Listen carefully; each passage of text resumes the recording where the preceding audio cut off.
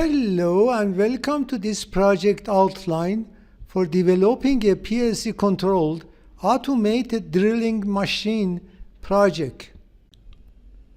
This project shows a conveyor drilling system controlled by a PLC. The conveyor belt is powered by a motor Q1. When an item gets to the drilling area, it activates a limit switch, causing the conveyor belt to stop. A drill is then lowered by a relay until it reaches the position limit switch I2. As the drill moves down, the drill motor starts rotating. Once the drill reaches the final limit switch, the required hole is completed and the drill motor stops. The drill is then pulled up by another motor until it returns to the initial position. The conveyor belt restarts, moving the next item to the drilling position, and the cycle continues. A counter is used to keep track of the total number of drilled items. In this project, I have mapped the PLC I/O pins to the related sensors and actuators in the system layout. The table links PLC I/O pins to the connected project I/Os, showing how the PLC interacts with the components. This project showcases practical PLC logic for motor control, limit switch operations, and automation systems in industrial applications.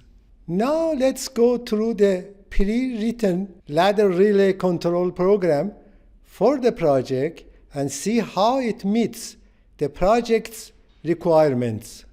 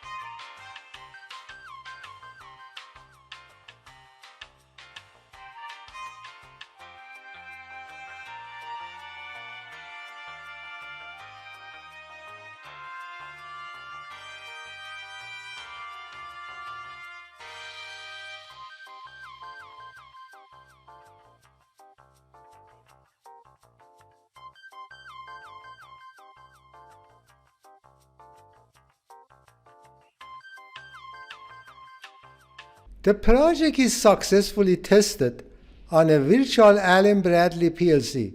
Thank you for watching and see you in the next video.